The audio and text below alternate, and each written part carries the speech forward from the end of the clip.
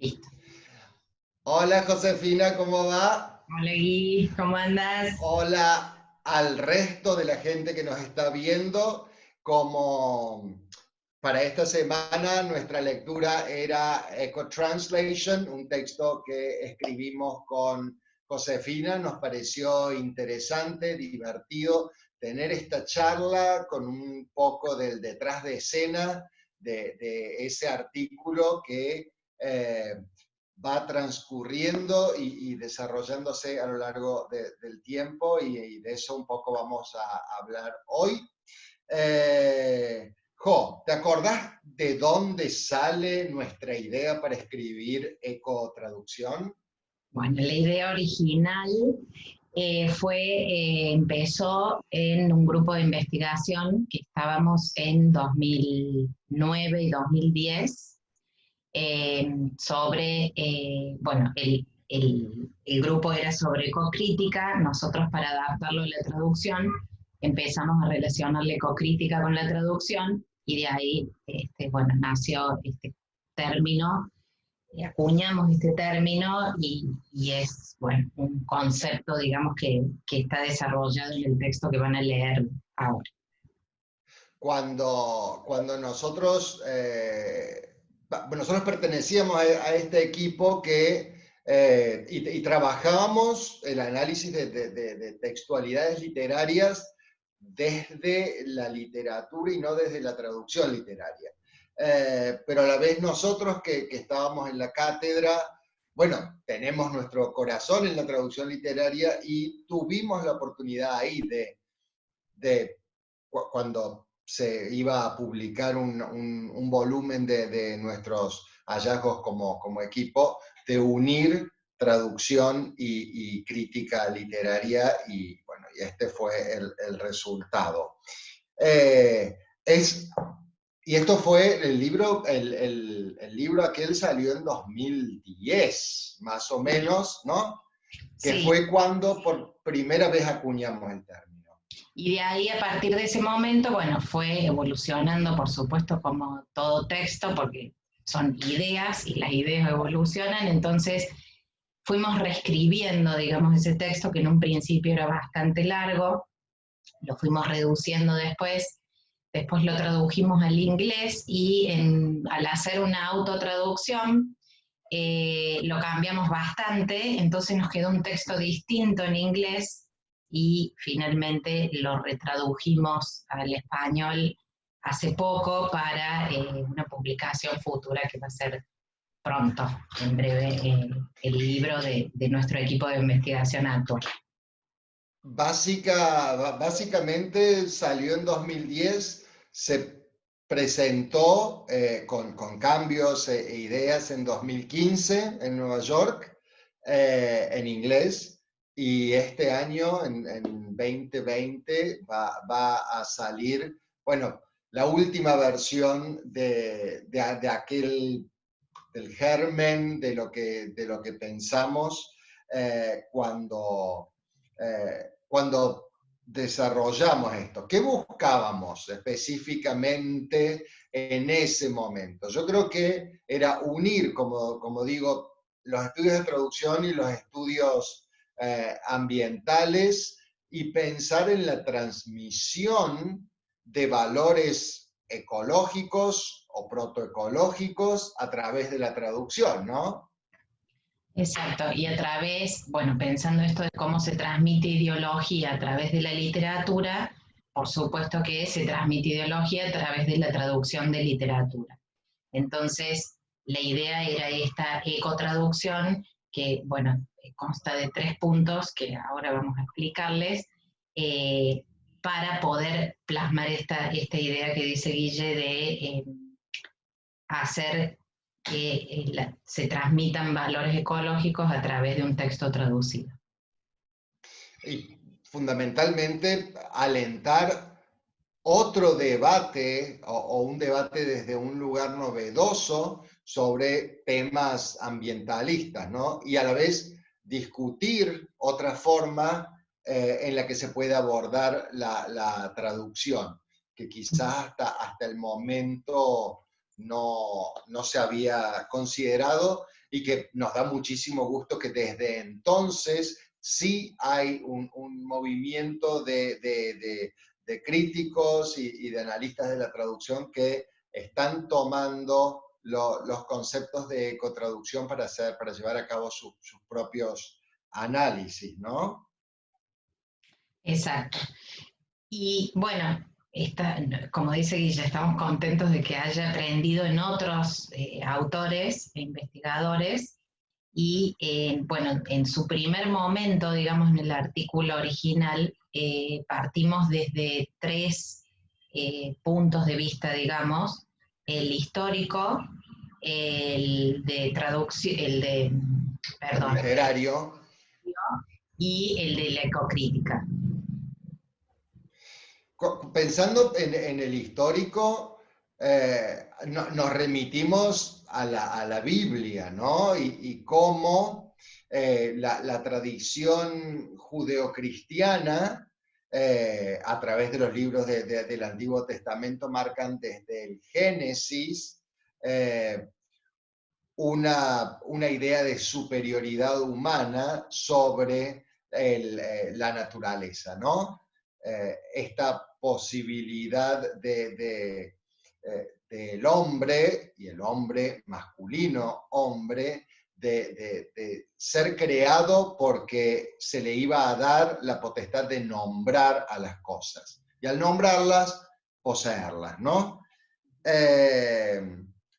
Y de ahí, por supuesto, tomamos todas una serie de ideas que desembocan en el siglo XX, en los años 60, con los primeros textos ecológicos que hay. Pero después, a la vez, cruzamos esta información con cómo se describe, se define, se expresa a la naturaleza o la naturaleza en literatura, ¿no? Y ahí encontramos ciertos patrones comunes de la naturaleza, ¿no? Desde aquella, de aquella tradición romántica de la naturaleza como santuario, etcétera, etcétera, bueno, a un sinnúmero de otra forma, ¿no? Incluso la naturaleza como agresiva con el ser humano y demás, ¿no? Bueno, eso que estás diciendo, Gui, digamos, hace referencia a la cantidad de textos o al tipo de textos literarios que abarca la ecotraducción, que es básicamente todos, porque justamente la naturaleza no necesariamente tiene que estar representada como de manera romántica, como un santuario de paz o un refugio para el ser humano, sino que también puede ser el enemigo del ser humano, o puede ni siquiera haber ya naturaleza porque se trata de una obra distópica, por ejemplo. Pero la ecotraducción aún ahí tiene su espacio y su lugar. Y fue ahí con esta, perdón, sí. No, iba a decir de las tres propuestas. Claro, porque unida entonces esta tradición histórica, esta mirada histórica con las textualidades donde la naturaleza encuentra forma y parados desde las ideas de la ecocrítica, es que nosotros unimos los puntos y pensamos en estrategias para abordar, como dice Josefina, todo tipo de texto literario desde tres puntos de vista. Te los dejo a vos, Jo, que estabas a punto de decirlos. Bien, entonces por un lado proponemos una retraducción, por otro lado traducciones nuevas y por otro lado la manipulación. En la retraducción se trata de traducir obras que ya han sido traducidas, pero que tienen algún lugar todavía como para que se haga una traducción más ecológica. Entonces, ciertas obras como, no sé, La letra escarlata, que ya es un clásico del canon, digamos, y fue traducida en una época donde todavía no estaba en auge la ecología, podría ser retraducida desde una mirada ecológica, ecocrítica y ecotraductora. Y por supuesto no es necesario que sean obras canónicas, sino que puede ser cualquier tipo de obra que ya haya sido traducida y que en algún punto la voz de la naturaleza haya sido silenciada. Pensemos en este sentido que el concepto de ecotraducción surge en 2010. Previo a 2010, quizás la gente, los traductores, no pensábamos en qué estrategias podíamos utilizar para afirmar el rol de la naturaleza en textualidades literarias, ¿no? Y entonces tampoco es que podemos culpar a traductores que hayan hecho su trabajo hace 100 años, porque estas ideas no eran conceptos que se tenían en cuenta, ¿no? Y por eso ese es nuestro primer pilar.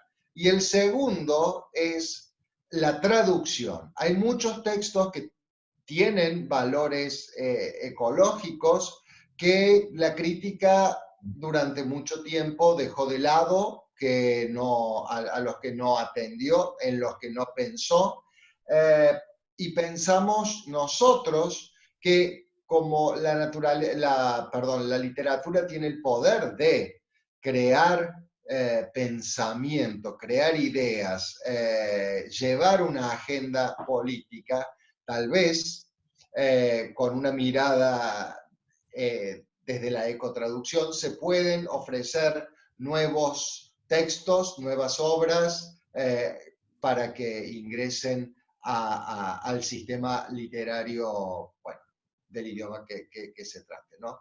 Y el último, por supuesto, es el controvertido, la manipulación.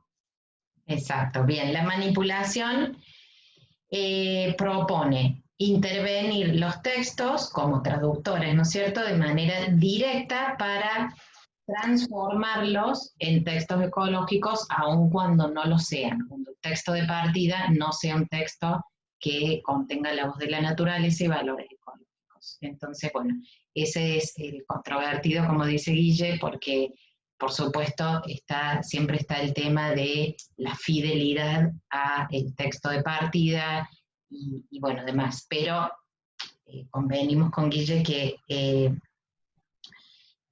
ahora que, digamos, en los nuevos estudios de traducción, en esta nueva era de la traducción que es más, en la que los traductores somos más visibles, existen los prefacios y demás para textos en donde se puede explicar de qué se trata esa traducción, digamos, con qué fin está hecha, y eso salvaría en cierta forma, es una de las opciones de salvar un texto manipulado.